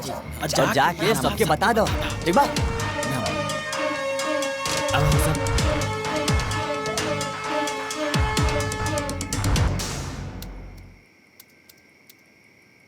हाँ जी, तो बोलिए, क्या पूछना है आप लोगों को? तो मैं जानना ये चाहती हूँ कि आप यहाँ रही भी नहीं हैं और यहाँ के कल्चर से आप वाकिफ भी नहीं हैं और आपको पता भी नहीं यहाँ पे किस चीज की जरूरत है। फिर आप गांव का विकास कैसे करेंगी? देखिए, जैसा आप सोच रही हैं वैसा बिल्कुल भी नहीं है। आजकल जमाना बहुत ही ज्यादा टेक्नोलॉजी के मामले में आगे बढ़ चुका है। नेट पे किसी भी तरह का कोई भी आंकड़ा निकालना बहुत इजी होता है। भोला, आंकड़ा दिखाओ। ये लीजिए, ये रहे हमारे गांव के आंकड़े। हमारे गांव में कुल 7,885 लोगों की जनसंख्या है, जिसमें से 40% जनरल, 25% ओबीसी, 20% एससी और 15% माइनॉरिटी। मुझे पता है कि मेरे गांव में सबसे ज्यादा किस चीज की आवश्यकता है। फिलहाल में हमारे गांव में मूल रूप से जो सबसे ज्यादा जरूरी है वो है महिलाओं का रोजगार और शिक्षा, एवं कृषियों को अच्छी व्यवस्था की जरूरत है और कुछ लोगों को आवास और शौचालय की भी जरूरत है। तो इसके लिए आपने क्या सोचा है?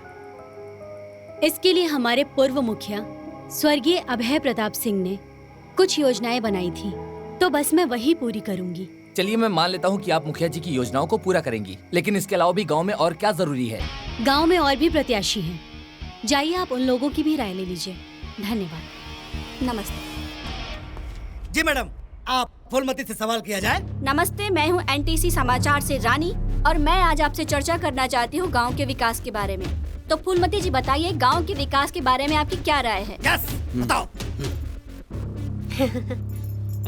अब का बताई विकास के बारे में। जब से हम ई गांव में आयल बानी विकास कहीं लौकते नहीं खे। पूर्व मुखिया जी कहत रहलन कि गांव के भलाई खातिर विकास जरूरी बा। एक दिन विकास ई गांव में लौट के जरूर आई। हमनी के लावल जाए विकास के।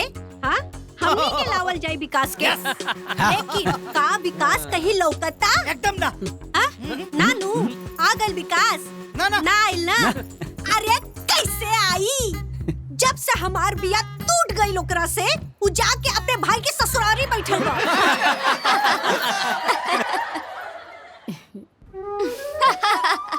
अरे आवे के नामे नहीं खेले। अब रउआ लोग के कोनो और इंटरव्यू चाहिए तो विकासवा के लगे चल जाओ ओकरे ससुरारी। ले ला इंटरव्यू।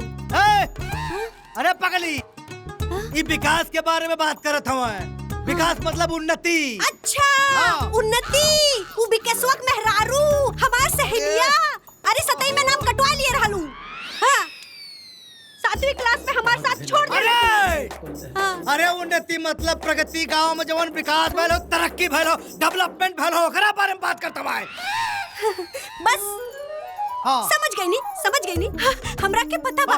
देखी रहुआ लोग। हाँ, सबसे पहले मोती के नाम से कोटा लेब। हाँ, ओकरे बाद अपने दुआरे 4-4 गो लाइट लगवाई। और ओकरे बाद हम ना जमीन प्रॉपर्टी हे जमीन जायदाद कमाई हो गल तोहार। कर दहलू कुलगुड़ गोबर। हट। तरक्की के बारे में, विकास के बारे में बतावे, ओकरे मेहरारू के बारे में बताओ। दरदरिंग करके बट। ये भैया, रहुआ लोगन से हाथ जोड़ के निवेदन करतानी कि हे कुल जवन चलल बानू एक देखैया मत। न्यूज़ तो चल चुका है। चल चुका है सर, ये सब लाइव चल रहा है। लाइव? जी। इसका कोई उपाय नहीं है? जी नहीं है। नहीं, कोई उपाय नहीं है। कर दहलू सत्यानाश कुल। हाँ, हे भैया लेके जा, निकला लोगन। हे भैया लेके जा, निकला लोगन। लेके जा लोग। जा जा जा जा जा जा जा जा। चला ही जैसे। चश्मा लगा के जवन फूलन देवी बनल आउ तू, मार दे बक्से से के फफड़ा जाई तो आरप पे। अयो खाए के मोटका चढ़ल हवन के। ई सारा भाई बहन दोनों चौपट करके रख दिए हमके। खत्म कर देले, सारे सत्यानाश कर देले। विकासवा के भला बताई, उन्नति के भला बताई। बिहाव टूटल रहल।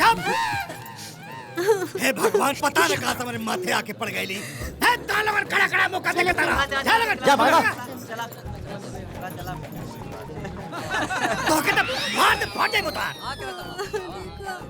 सरस्वती जी जहां गांव के विकास के कार्यों के लिए बात करती हैं, वहीं फूलमती जी उस विकास के बारे में बात करने से कतराती हैं। उनको तो ये भी नहीं पता कि आखिर विकास है क्या। दिन भर तो हर चक्की चलत हो, फाट जेबू कौनो दिन।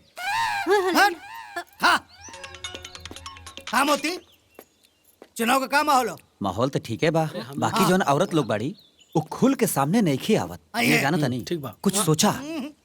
चिंता मत करा, सब आई हैं। हमारा पास ओकरा खातिर मंत्र बा। ई खोपड़ी के बाद जो हमार सफेद भइल हो, धूप में थोड़ा ही भइल हो। 30 साल के इलेक्शन का अनुभव हमारे पास हो। जनता का खूब पढ़ ले, चिंता मत करा। हाँ तो कोनो मंत्र बताई ना, ना तो खेला बिगड़ जाई। कैसे खेला बिगड़ जाई?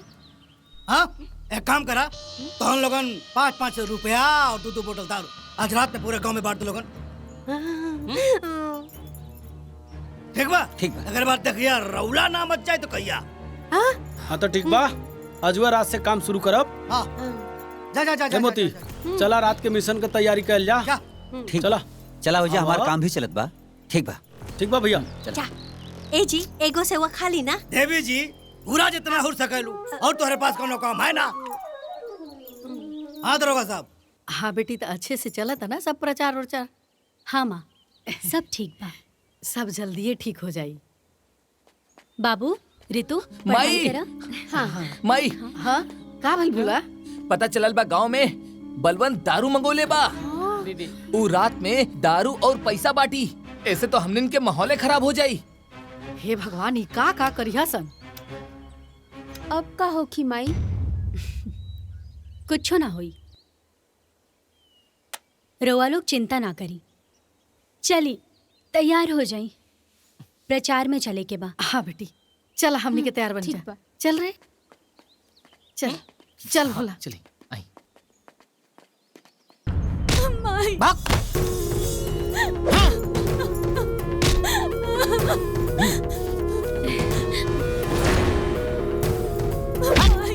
ई का हल्ला होता? अरे मैडम वो छठुआ हा, ओकर रोज के ड्रामा बा। रोज पी पा के आवेला और अपना मेहरारू के मारेला पिटेला। चले चल के दिखा हाँ, आई मैडम। औरत पे हाथ उठा के ढेर अपना आपके मर्द समझता रखा। हाँ ए मैडम, हमरा के ढेर मत समझाएं। ये हमार मेहरारू भी है, चाहे मारी चाहे गाड़ी, रहुआ के बोले का अधिकार नहीं खे, समझ ली? बहुत बढ़िया, सुन लेला लोग। हाँ, इस सरजू ना, सरजू के शराब बोला था। अभी भी समय बा, तू लोग आपन आपन मर्द के संभाल ला लोग। ये इलेक्शन आवत जात रही और इलेक्शन में दारू की बोतल बटत रही, लेकिन वो नुकसान के बाद होखे वाला बर्बादी में तोहनी लोगन के साथ देवे वाला केहू न रही। चली माँ जी।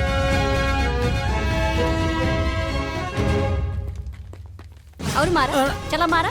हाँ, हाथ उठावा। बताया जा रहा है कि सरस्वती जी और बलवंत जी के बीच कांटे की टक्कर है चुनाव को लेकर के। आए दिन लोग गांव-गांव में प्रचार कर रहे हैं। सरस्वती जी जनता के बीच जाकर उनके दुखों और दर्दों को सुन रही हैं और उनके हौसलों को बुलंद कर रही हैं। चुनाव को लेकर के बहुत बड़ी चर्चाएं हो रही हैं और कहीं न कहीं ऐसा लग रहा है कि जनता सरस्वती जी को कभी सपोर्ट करती है, कभी ऐसा लगता है कि फूलमती जी को करती है। अब जनता किसके साथ जाएगी कुछ कहा नहीं जा सकता। तो बने रहिए हमारे साथ। आप देख रहे हैं भास्कर न्यूज। अरे टोटल 40 पेटी गाड़ी भरा बा। देखा देखा देखा माल देखा। देसिया माल है। एकरा पीला से सुबह तक टना टन दिद्दी परोट पड़ी। तो हर जीजी ना अब तक मार गल होती। ला ये पकड़ा। मजाक शुरू। अरे ला ना, चला आवा जल्दी। नोट लायल बड़ा की ना। अरे यार माल पूरा टना टक भरल बानी। हाँ बस बस बस। बता बता रहा 40,000 लाई है। अरे वाह, देखा गांव वाले कोनो लौकत हो कि ना। चुप रहा।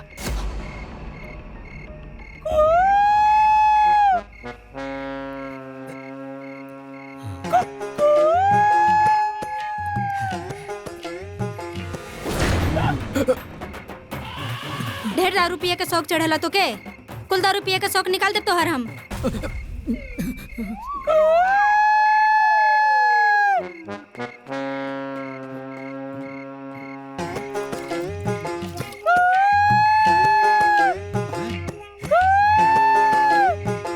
चला अंदर।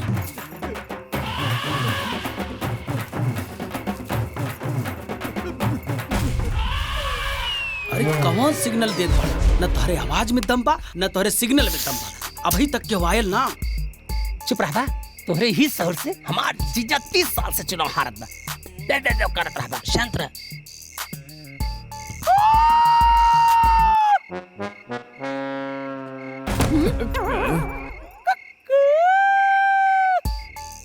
अरे तनका जोर से बोला। अरे मुंह बंद रखा ना। तोरा के चुनाव के बारे में कुछ पता बा? 45 बार हम चुनाव लड़ोले बानी। हाँ तो ठीक बा। चुप।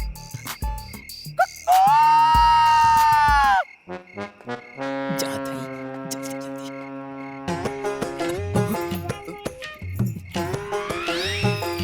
कैसे जान गई?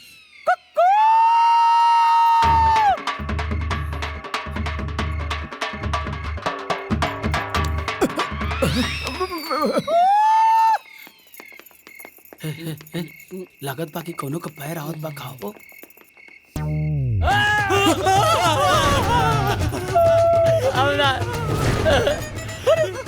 दारू गाड़ी ना लिए मोरो अपना ए भाभी। अरे बलवंत उनका हम सार है।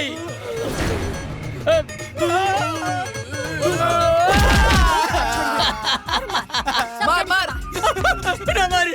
बेलना लेके वोट मांगत रहा। बेलना मार मार इनकरा के। पकड़ा पकड़ मार एकरा के। पकड़ा पकड़ा। अरे रुको, कहां भागत बड़ा? रुको। पैसा बांटत रहले, राते राते दारू बांटत रहले। ला वोट लिहा वोट। भागत कहां बाड़े? रुको रुको ना। किताबी वोट दिया ए माई। मारा दबा के। पकड़ो पकड़ के रखो, पकड़ो।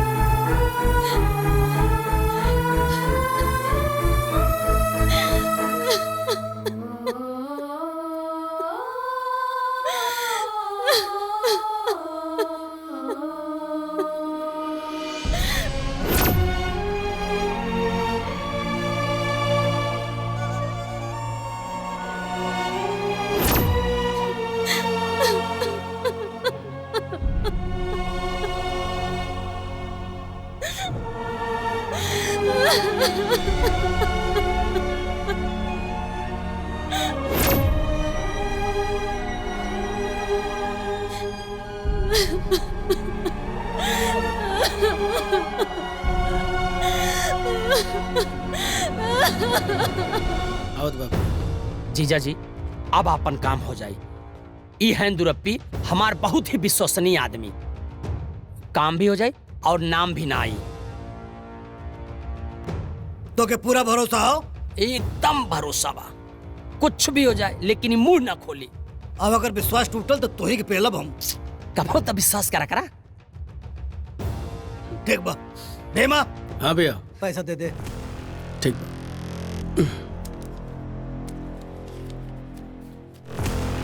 हेलो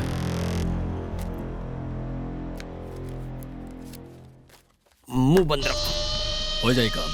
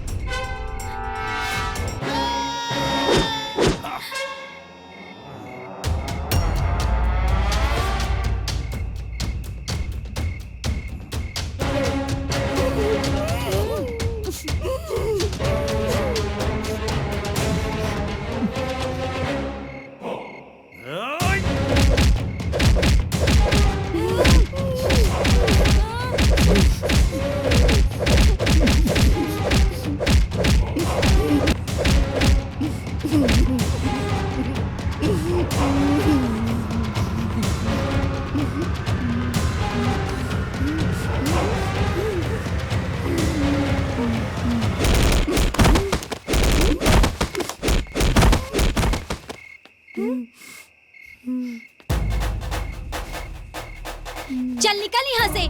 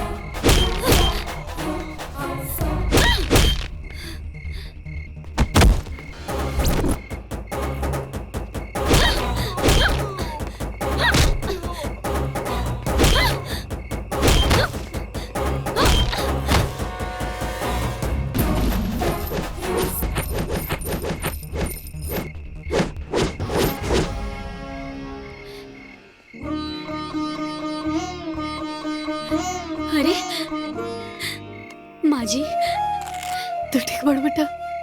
हाँ हम ठीक बानी। रे तू ठीक बाड़ू ना? हाँ भाभी ठीक बानी।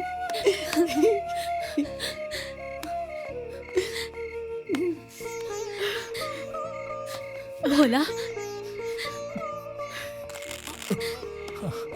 भोला। हाँ ठीक बनी।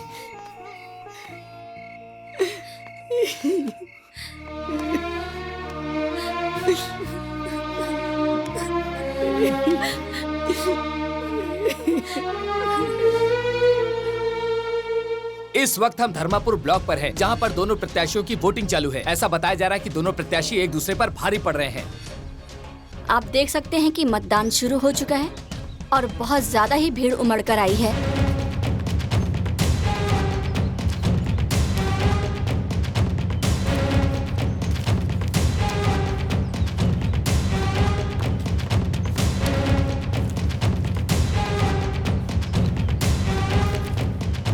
अभी तक माना जा रहा है कि 70% वोटिंग हो चुकी है, 30% बाकी है, जो कि 5 बजे तक हो जाएगी।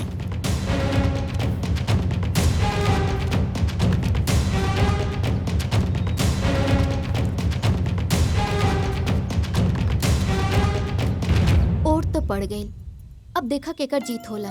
4 गो मंडली जोड़ के ऐसे ही हल्ला करे के होके तो केहू भी प्रधान बन जाई। लेकिन ऐसन भइल तो बलवन के किस्मत तो धुला जाई, लेकिन हाँ गांव वालन के किस्मत में तो दुख लिखा जाई। सही बात बा ना?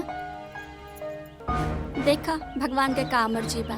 अब तो काल वोट गिनला के बादे पता चली कि का होखे वाला बा। बलवंत के पलरा भारी लगाता ई बार उहे जीते हैं। ऐसा ना बा, पूरब के टोला के वोट बलवंत भैया के झाड़ के गइल बा। उत्तर के टोला से लेके दक्षिण के टोला तक कुछ न कुछ वोट बलवंत भैया के पड़ल बा। तो इससे हमरा के लागता कि इस बारी बलवंत भैया ही जीत जेही सही से। लेकिन कानो कान खबर मिलल बा कि सरस्वती के भी वोट सही पड़ल बा। भैया अभी कोनो भरोसा ना कल जा सकेला जबले रिजल्ट ना आवे।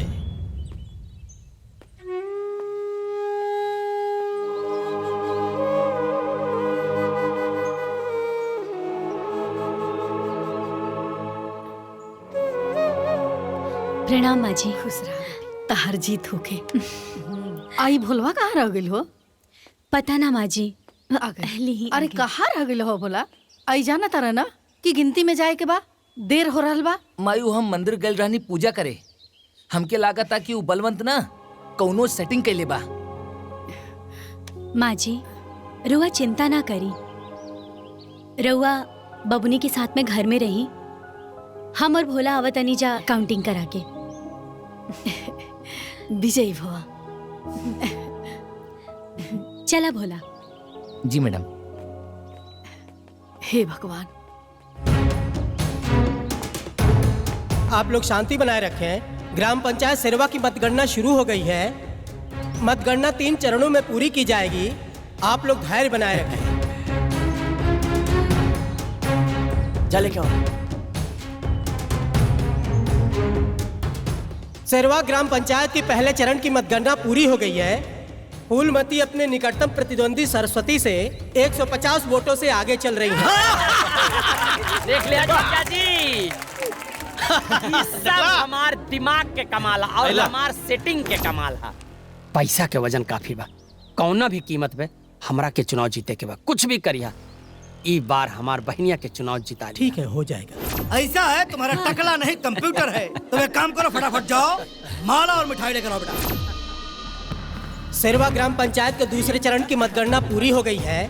दूसरे चरण में सरस्वती अपने निकटतम प्रतिद्वंदी फूलमती से 350 वोटों से आगे चल रही हैं। सरस्वती देवी जिंदाबाद! सरस्वती देवी जिंदाबाद! अरे भैया अभी तीसरा डब्बा बाकी हो। शांत रहा, आगे गिनती बाकी हो। सेरवा ग्राम पंचायत की तीसरी और आखिरी चरण की मतगणना पूरी हो चुकी है। तू देख ली। सरस्वती अपने निकटतम प्रतिद्वंदी फूलमती से 750 वोटों से विजयी घोषित की जाती है।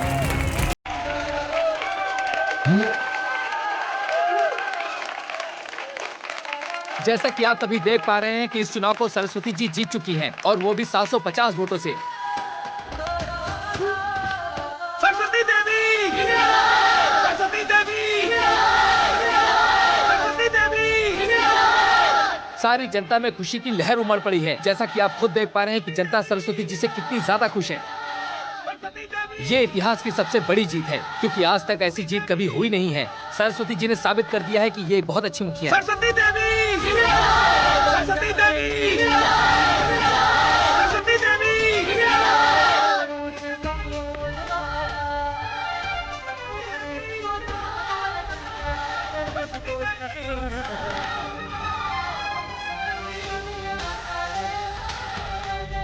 सरस्वती देवी सरस्वती देवी सरस्वती देवी सरस्वती देवी सरस्वती देवी सरस्वती देवी सरस्वती देवी सरस्वती देवी सरस्वती देवी सरस्वती देवी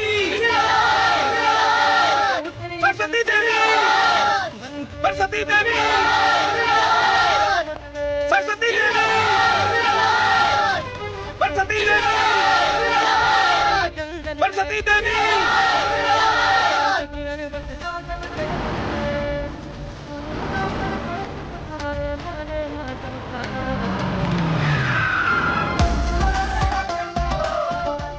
इस समय हम सरस्वती जी के घर के बाहर खड़े हैं और सारी जनता उनके घर के बाहर है और बहुत ही ज्यादा खुश है जनता। सरस्वती जी ने इस चुनाव को अपने दम पर ही जीता है और वो भी 750 वोटों से।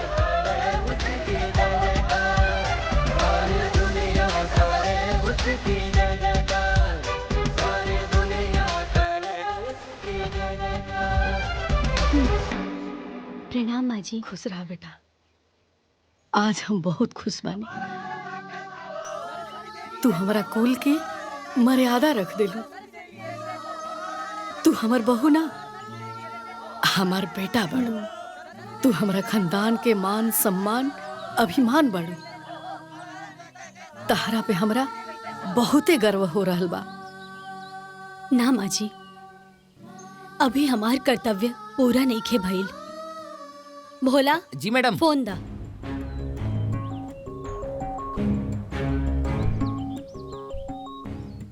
जी, आपको कुछ सेंड किया है मैंने। जी।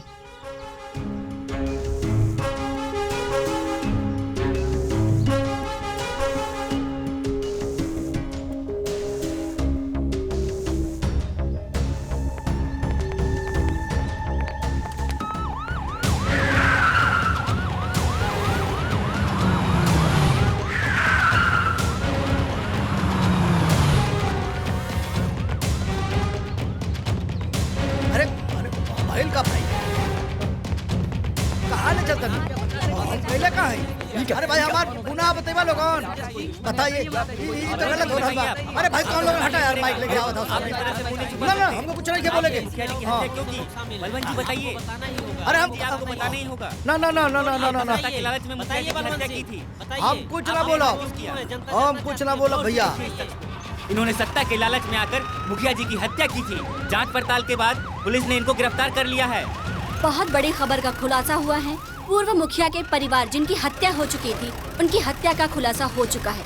उनकी हत्या में उनके गांव के ही बलवंत सिंह, भीमा और मोती हैं। उन्हें आज ही पुलिस ने पकड़ लिया है। नमस्कार, आप देख रहे हैं भास्कर न्यूज। आज हम फिर से एक बार शेरवा गांव में पहुंच चुके हैं, जहां पर सरस्वती जी ने अपने प्रतिद्वंदी को हरा करके ग्राम प्रधानी का चुनाव भारी मतों से जीत लिया है। सरस्वती देवी जिंदाबाद। क्या आप बता सकते हैं कि इतनी बड़ी जीत इतनी आसानी से कैसे हासिल की आपने? आसानी से? जब अपनों का साथ और बड़ों का आशीर्वाद सर पर हो तो कोई भी बड़ी से बड़ी मुश्किल आसान हो जाती है। ये सब मेरे बड़े बुजुर्गों का प्यार और आशीर्वाद है। यहाँ के समस्त ग्रामवासियों को मैं दिल से धन्यवाद करना चाहूंगी, जिन्होंने मुझे इस काबिल समझा कि आज उन्होंने मुझ पर भरोसा करके मुझे इस पद पे खड़ा किया। और मैं उन सबसे वादा करना चाहूंगी कि मैं आपका भरोसा हमेशा कायम रखूंगी। अभी अभी पता चला है आपके परिवार के कत्ल के बारे में। बलवंत सिंह, भीमा और मोती गिरफ्तार हो गए हैं। इस पे आप क्या कहना चाहेंगी? अभी तो सिर्फ मैडम वो गिरफ्तार हुए हैं। अभी तो उन पर बहुत कुछ मुकदमा चलना बाकी है। तो आपके पास कोई सबूत है? आपको क्या लगता है उन्हें गिरफ्तार किस बिहाफ पे किया गया है? मेरे पास पुख्ता सबूत है उनकी गिरफ्तारी का। सबूत है? कैसा सबूत है? एक्चुअली मेरे दादाजी के कमरे की सफाई करते वक्त मुझे मेरे दादाजी के कमरे में हिडन कैमरा मिला था।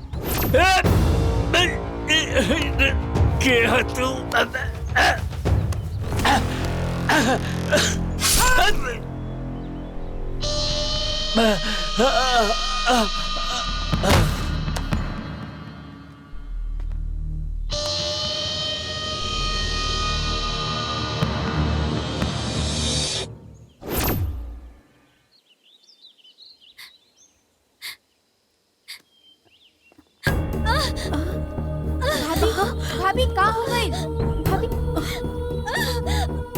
बेटा भोला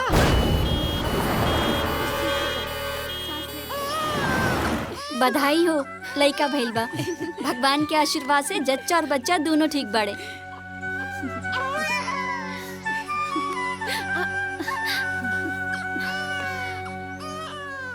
इला बेटा, हमरा कुल के दीपक, हमरा खानदान के आखिरी निशानी।